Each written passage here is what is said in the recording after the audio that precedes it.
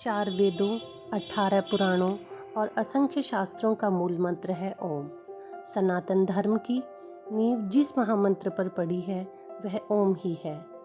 ओमकार की गूंज यूँ तो भारत के कण कण में सुनाई देती है, लेकिन इसी भारत भूमि पर एक तीर्थ ऐसा भी है जहाँ साक्षात ओम के दर्शन होते हैं।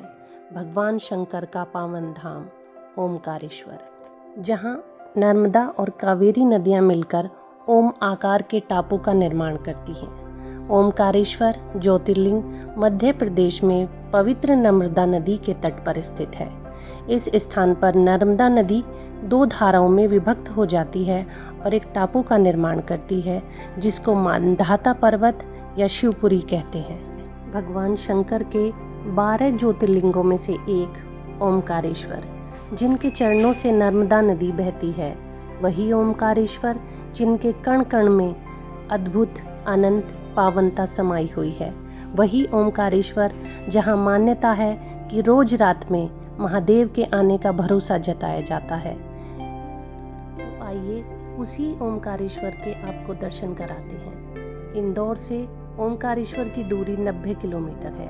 हम लोग इंदौर से सुबह 7:30 बजे निकले। सड़कों पर ज़्यादा भीड़ ना होने के कारण हम 2.5 घंटे में ओमकारेश्वर पहुंच गए और वहां जाकर हमने ये सुंदर दृश्य देखा, नर्मदा नदी और नदी में चलती हुई नाव। ओमकारेश्वर मंदिर में जाने के लिए 2 रास्ते हैं।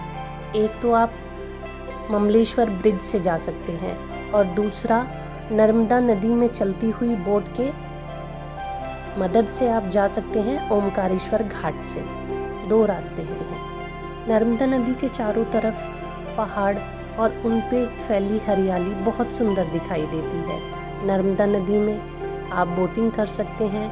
आप एक तरफ से दूसरी तरफ जा सकते हैं भगवान ओमकारेश्वर के दर्शन करने।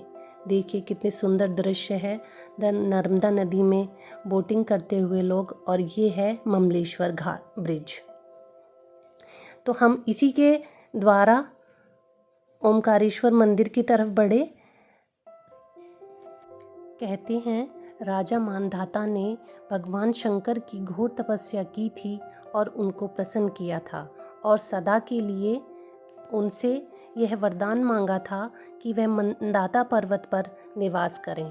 तभी से भगवान शंकर का ओमकारेश्वर रूप यहाँ पर स्थित है। हम लोग गलियों में देखने आते हैं। वहाँ हमने इधर उधर प्रसाद, फूलमाला और श्रृंगार और पूजा सामग्री की छोटी छोटी दुकानें देखी। वहाँ पर दिए, पूजा, शिवलिंग, मालाएं, पूजा सामग्री से संबंधित सभी सामान बिक रहे थे। संकरी और पतली गलियों में से होते हुए हम आगे बढ़ रहे थे। चारों तरफ फूल मालाओं से और सौंदर्य प्रसाधनों से सजी दुकानें बहुत सुंदर दिखाई दे रही थी। लाल और संतरी रंग के सिंदूर, प्रसाद के ढेर, बैग, छोटी छोटी चीज़ें, खेल खिलौने आदि से सजी हुई दुकानें छोटी छोटी बहुत सुंदर लग रही थी। और हम इसी प्रकार आगे बढ़ते जा रहे थे। फूल मालाएं और पंडित जी वहाँ पर हमें बार बार आकर पूछ रहे थे, हम पूजा करा दें, हम पूजा करा दें, हम जलाभिषेक करा दें। तो इन चीज़ों को आपको देखना होता है कि किसके साथ आपको जाना है, किसके साथ नहीं। महाकाल के नाम से सजी हुई वहाँ पर टी-शर्ट मिल जाएंगी आपको, छोटे छोटे बच्चों के खेल खिलौने मिल जाएंगे। ओमकारेश्वर घाट से हमने जल लिया जलाभिषेक करने के लिए और हम धीरे धीरे आगे बढ़ने लगे। वहाँ पर स्टील की रेलिंग लगी हुई है और ये हम मंदिर के गर्भगृह में हम पहुँच गए। वहाँ पर होता है।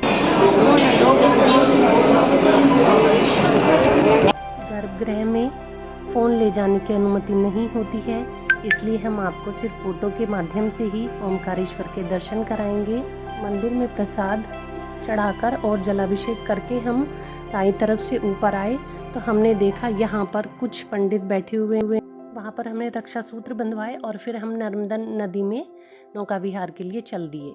ये देखिए नौका विहार करते हुए मांधाता पर्वत जिस पर ओमकारेश्वर मंदिर बना हुआ है, और ये सामने ही आपको दर्शन हो जाएंगे नर्मदा नदी से बैठे हुए ओमकारेश्वर मंदिर के।